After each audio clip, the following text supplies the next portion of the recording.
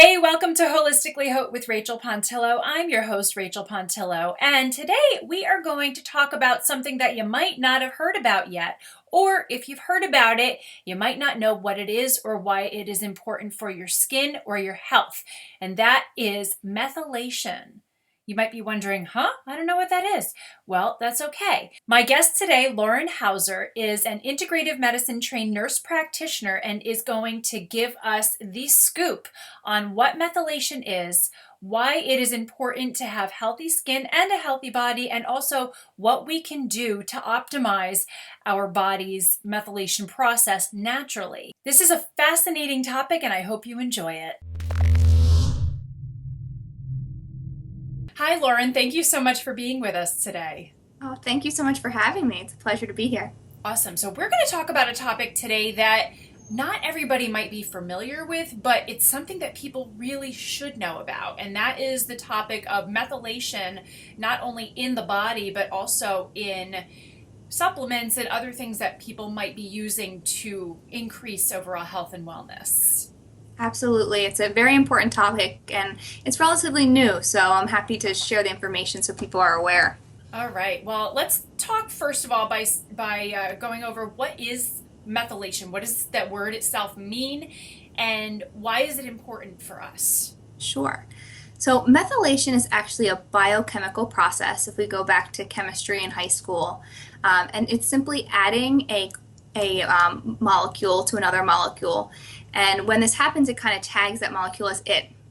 And this is a process that happens billions of times in your body every second. And it affects every cell and every tissue. So by adding this carbon group, it changes how our body performs. And it impacts pretty much every process in our body, from detoxification to immune function to DNA maintenance, repair, and generation, energy production, mood, and inflammation. It plays a big role with inflammation. So pretty much everything that you just mentioned, if things go wrong with those processes, it will show up on the surface of our skin as something like acne, maybe even rosacea or some other inflammatory type of skin issue. And I know that we're also seeing a lot of hyperpigmentation and melasma issues associated with inflammation. So this is an area that, like you said, it's fairly new, and it's growing, it's advancing, and we're getting more and more knowledge coming out of the research. But there are some things that people should be doing on a regular basis that can help kind of protect this process and optimize it within their own bodies. Can you kind of shed some light on what some of those things might be? Absolutely. Well, the first thing I want to let everyone know is there's a big genetic component to methylation and how well you methylate. About 40 to 50% of the population have a variant, or I prefer variant over mutation. It's a nicer word. Isn't it nicer? On one of their genes that contributes to methylation. The most common one you've probably heard of, or if you Googled methylation, that would come up would be MTHFR. There are 20 plus other genes that are involved in this process, but that's probably the most researched and the most common. So it's a genetic component. So you do get one gene from mom and one gene from dad. But the thing about genes is they're not static. There's this whole field of epigenetics, and our environment, what we're exposed to, what we eat, what we put on our skin, plays a big role in how well we methylate. So even if you do have a genetic variant, like I do, I actually have two, we have the control because we can modify our lifestyle and our environment to help maximize methylation and decrease any risk that can be associated with it. I'm really glad that you mentioned that about genetics, because I hear so often in my practice, and I'm sure you do too, that a lot of people come in with an issue, whether it's a skin issue or a health issue or something else going on with their bodies. I know people who have weight loss concerns or weight gain concerns often really do place so much value on genetics, and genetics is a factor, Sure. but it's not a sentence. Exactly. It's not carved in stone. So like what you were saying about how lifestyle and epigenetics, our actions that we take, how that affects our genetics, we do have the control to change the hand that we've been dealt. Sure. So I'm really glad that you mentioned that. I always use the example that, if you have a parent who has some kind of skin or health issue that you don't like, that you don't want, but you live your life similar to how they live their lives. You eat the way they ate. You think the way they think. You have fitness and other lifestyle habits that they have. Then chances are, you're probably going to get that too. But if you see this, if you say, oh, mom had acne, mom had weight gain, mom had cancer, or dad too, let's not blame mom. Mom's always the blame. I know. And me as a mom and you as a mom, we have to stop doing this. So we're going to blame dad too. Okay, let's blame dad. Or grandparents. Let's blame the grandparents. Always best option. Yes. But if we see that there is this family history and it's not something that we want to repeat, we can just do different things than they did and have a different result. And it gets back to that old, I don't know if it was Einstein or whoever said the definition of insanity is doing the same thing over and over again and expecting different results. So that's important to say. So, okay, with methylation, I know that, we're talking about its action not only in the body, but I know that I've had clients and we've shared clients who do take supplements in addition to a healthy diet and lifestyle. And we know that not all supplements are created equal. And some of the more bioavailable forms are methylated. And specifically, I think of B vitamins is where we're seeing it the most. Can you shed a little bit of light on that, how that works and what the differences are? Sure. And I think this is a really important topic, so thanks for bringing it up, because a lot of what we do is help advise with supplements, because you're right, they're not all created equal, and oftentimes we think that they're benign and they're completely safe, but actually they can be detrimental to some people. So when I'm recommending supplements for patients, regardless of whether I know they have a methylation defect, I always recommend B supplements that are methylated. That's because if you think of the methylation cycle as kind of a bicycle wheel, if you take unmethylated B vitamins like cyanocobalamin, which is B12, or folic acid, which are both unmethylated forms of B vitamins, they can actually gunk up the wheel. They can actually slow down the process because your body can't use them because they have to add a methyl group to be able to use them, and it actually can inhibit the process. So if you are taking a B vitamin, especially B12 or folic acid, you want to make sure you're getting it in the correct form so that it's helpful. So for B12, the cheapest and most available form is the cyanocobalamin, and that is unmethylated. It's also made from cyanide. Awesome. So we all I heard the cyan root in there, so I'm like, I want to try and avoid that. The good forms would be like a methylcobalamin, an adenosylcobalamin, or hydroxycobalamin. Okay. And then for folic acid, folic acid we think a lot with pregnancy and moms and fertility. Folate is necessary for the baby's spinal cord to develop, which happens so early on in pregnancy that we want childbearing women to get enough of this before they even know they're pregnant, so that we don't have birth defects. So a lot of our food is fortified with folic acid, as well as a lot of our supplements. And initially, this is a good thing. It helped prevent spina bifida and things like that. But it was the cheapest form available. We didn't have we didn't know this information. But if you're choosing a multivitamin or prenatal now, you want to find something that has folate or folinic acid in it. Okay. And those are the methylated forms of folate that are much better absorbed and that will not inhibit this methylation process, will actually help.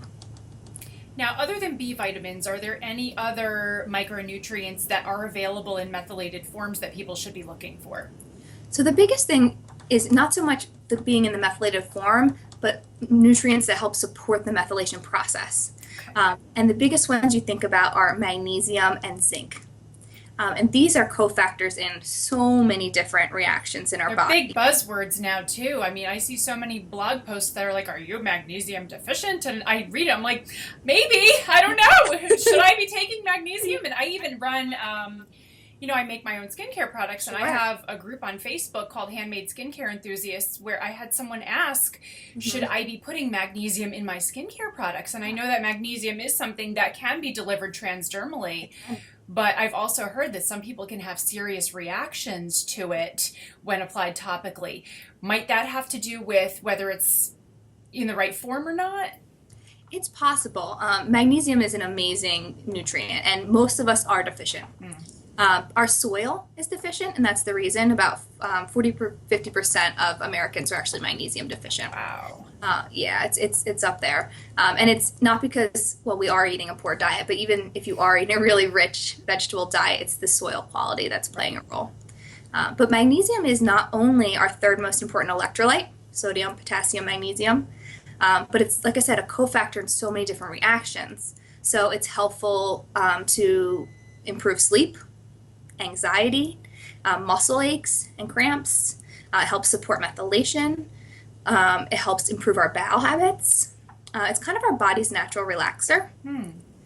The correct form of the form we recommend of magnesium is magnesium glycinate. Okay. That's the most bioavailable. It's less likely to cause you to run to the bathroom, which is always... We do hear that concern. Yeah. And I think that concern might actually hold people back from taking that. Absolutely. So it's great that you're saying there's a form that does not have such an urgent reaction. And absolutely can be absorbed through our skin. Okay. My favorite way is like an Epsom salt bath. Neat. Yeah, I think when your pores are open, they're more likely to absorb. Yeah, there is a lot of research. I did some research on transdermal supplementation for magnesium as well as for vitamin D. Yeah. And the studies that I found on PubMed did indicate that the more hydrated the skin is, the better it will absorb. And if it's not hydrated enough, then the follicles do kind of close up and constrict to keep out anything. So even though our skin has the lipid barriers and we do absorb lipids better, if there's dehydration, nothing's getting in there. Yeah, so I could see an Epsom salt bath being really great for absorption. Yeah, and especially for muscles. Yeah. If you're feeling achy, really, really helpful, or if you have a headache. And then zinc also a cofactor in a lot of important reactions, not only methylation, thyroid function. Zinc plays a huge role in hormone production, sex drive, regular menses. Zinc is key in. And zinc, it's the same form. It's zinc glycinate. Is the most bioavailable form. The thing about zinc is you really don't want to push it over 20 to 40 milligrams. I was going to say, I have heard that it can be very toxic and it's hard to know how much you should take. Yeah, so zinc is a trace element, so we absolutely need it. It's essential, but if you push it in too high quantities, it can change your copper levels, and copper can be toxic. Oh, interesting. And zinc you always want to take with food because it can upset your stomach.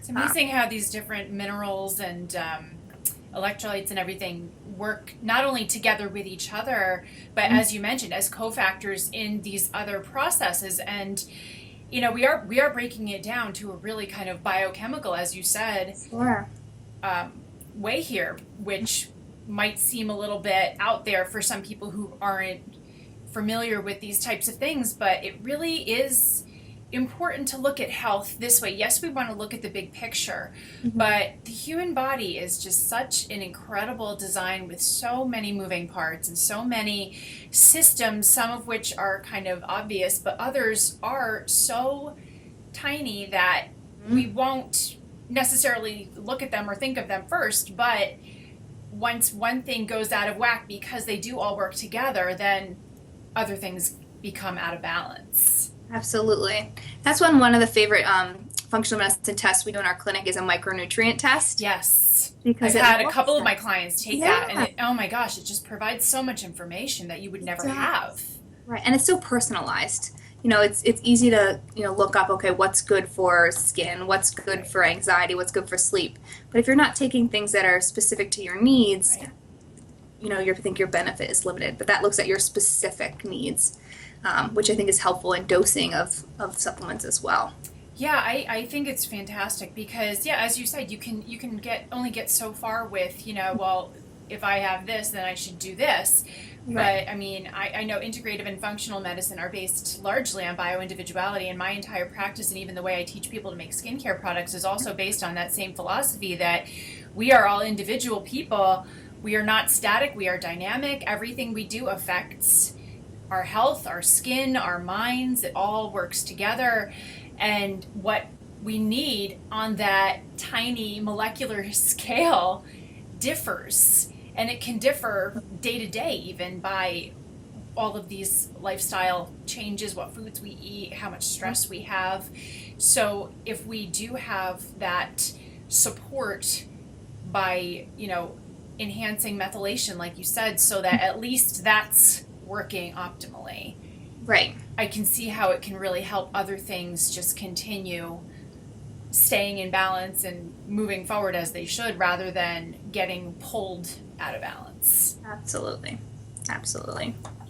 So I know you and I just talked about this briefly before we started Sure. the interview, and I want to mention it a little bit, because I know that when we talk about nutrition for the body, obviously I look at building healthy skin cells from the inside out, because our skin cells are built on the inside, they're not built on the outside. So because the skin does need to still be nourished and protected on the outside, I'm wondering if you think we're going to start seeing methylation in topical skincare ingredients. That's a really interesting point, and I would not be surprised. It's such a new field, and we're just learning, and the research is in its infancy, and it's being applied to things like cardiovascular disease and inflammatory conditions, but it will absolutely get to skin. But I would not be surprised to see that in the future. Absolutely, because when you think about a methylation, if it impacts DNA generation repair, what's the most fastest turning over DNA cells? Our skin. So Sure.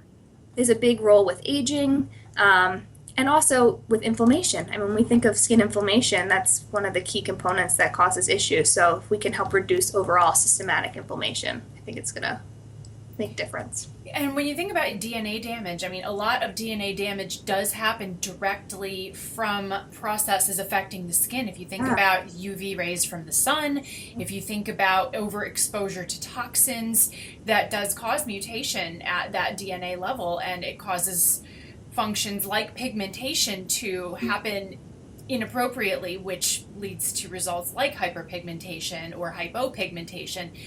And I really think that having proper methylation happening in the body might be able to help kind of catch that damage before it happens. But yeah, I think the skincare ingredient industry it moves as quickly as the supplement industry. So I would not be surprised if I hear about this at a spa conference sometime soon. Yeah. And I'm so glad you brought that up too, because when we talk about optimizing methylation or treating a methylation variant, we go through a lot of lifestyle interventions. It's not just, hey, take this supplement. Right. In our practice, we're really focused on making healthy lifestyle choices and food choices. And one of the things on the list is to try and avoid products that have toxins in them, especially applied to your skin. So I'm so happy that you're out here providing all these resources to the community about what is healthy to put on your skin and what's going to not cause damage, because we want to minimize our exposure to toxins, because that helps the whole detoxification process and supports methylation. And I think that when it comes to skincare products, it's kind of an easier in for some people than maybe a complete refrigerator makeover or pantry makeover, because, it might be considered more fun to get some new skincare products or body care products or makeup. And these are just small changes that can be made. And I always teach people you don't have to do it all at once. Right. Some people do great with getting a big old garbage bag and, all right, let's haul it all out and go shopping. Some people are fine with that, but other people get serious, like, oh my God, this is too much. I can't handle this. I just want to go crawl in my bed now and be there for 3 weeks while I process all of this. And we don't want that either, because we're not, obviously adding stress to someone's life is not the way to support methylation or healthy skin or health in any way. Yeah. So I always encourage people to know your personality and know what kind of pace you like to go at, whether you're an all or nothing kind of person or whether kind of baby steps and moderation works better for you. However you make the change is fine with me, as long as you make the change in some way. And I know that you and Dr. Tetlow share that belief as well. Yes. We like to do one health habit at a time. Perfect. Because you're right, you don't want to overwhelm patients. And little changes make big differences. Absolutely. So before we close today, I know that we talked about the micronutrient deficient testing, and you mentioned some genetic testing that people can have to see if they do have genetic variants that might indicate issues with methylation naturally. Can you go over what the names of some of those tests might be and how people would go about getting those tests? Because I know that even the fields of functional and integrative medicine are not accessible to everyone, and sometimes you do have to ask for something specifically. Yeah, thank you for bringing that up. Yeah, we do use some functional medicine testing, and the purpose is to get a personalized approach and to look for root cause. So the micronutrient test we would do in our office, as we send you home with a kit, it's through SpectraCell as the company. We would get the results back, and then we review supplement changes, dietary changes that would help with that. For genetic testing, there's several options.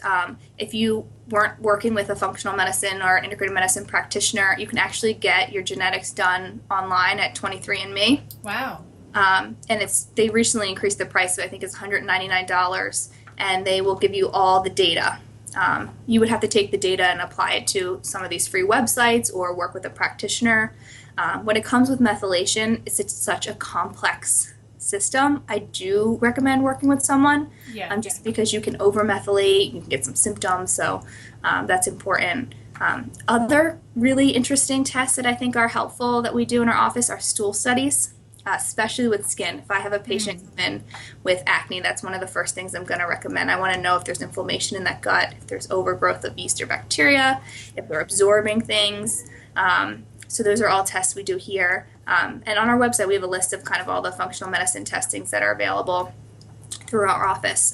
And we receive no benefit from testing. We want to keep it as accessible to patients as possible. Absolutely. Yeah, that's why I love your practice, and I'm so glad to have you on the show today. So you are at Philadelphia Integrative Medicine, and you work with Dr. Georgia Tetlow, and you're in Wayne, Pennsylvania. And now you do see people in your office, but do you offer any services virtually as well? Sure. So we do free consults, 20-minute consults, and they can be on the phone or in the office. We do have patients that are not local. What they usually do is come and they'll see us once for an initial eval. And that's just, a protocol that has to be done legally. And then a lot of times we do follow-up by phone or by Skype. And unfortunately, if the follow-up is phone or Skype, we can't give you a super bill for reimbursement, but it's still a great way to connect with us if you're not a local patient. Well, that sounds great. I mean, I know that the insurance industry hasn't quite caught up with where integrative and functional health are going, and honestly, I mean, it's just a matter of time, but I've said this in past podcasts before, and I'm sure you're going to agree with me here, that the only way to get more insurance companies to cover services and to reimburse for services is to ask for it. You have to advocate for yourself, and you have to tell your insurance providers and your employers, this is the services that I want. This is a benefit that I want covered. And they might not cover it right away, but it always, supply follows demand, and that's always the way it is. So yes, it's frustrating, but it's not a lost cause. So I always tell people. Absolutely, and we're actually seeing some pretty good reimbursement. Excellent. We see about 70 to 80% with like a PPO after out-network deductible. So people are getting reimbursed for services, which is very reassuring. That is excellent. Available to everyone. I think it should be a covered benefit, but hopefully one day. Hopefully one day soon. Hopefully more and more practitioners like you and Dr. Tetlow and many of the guests that I've had on the show will just keep spreading awareness and doing the work that you do. And I love that so many of you do have webinars and blog posts and both live events and virtual events. You do a lot of events in the Philadelphia area. I do, yeah. And they're fantastic. I do a blog at least once a week, hopefully several times a week. And then I do a monthly group class for $5 just to get out there in the community. And every month's a different topic. This next one is vitamin D, which is important. Great topic, especially this time of year. Exactly. Yep. And then we also talk for... yesterday morning I did something for mental health providers. I talked about the mind-body connection. So we're out there trying to spread the word and be of service to the community. Fantastic. Well, Lauren, thank you so much for being on the show today and for sharing all that valuable information about methylation and how to find out more about it for yourself and some simple things that you can do to optimize that process within your own body so that you can really get the benefits of every process that methylation supports. Absolutely. So awesome. Well, I thank you appreciate so it. much. Thank you for joining us today, and thanks again to Lauren Hauser for providing such clear information on a process that might seem a little bit complicated. So I hope that you have found this interesting and that you understand methylation a little bit better after today. If you would like to learn more from Lauren Hauser, or if you live in the Philadelphia area and would like to become a patient or learn more about Philadelphia Integrative Medicine, head on over to www.philly-im.com and be sure that you read Lauren's guest post on the Holistically Hope blog. Head on over to holisticallyhope.com. Be sure to ask any questions or leave a comment. If you liked this episode, and I hope you did, I hope you will share it with your friends. And of course, subscribe to my iTunes and YouTube channels. Thanks again. I will be back soon with another episode, and I wish you a beautiful day.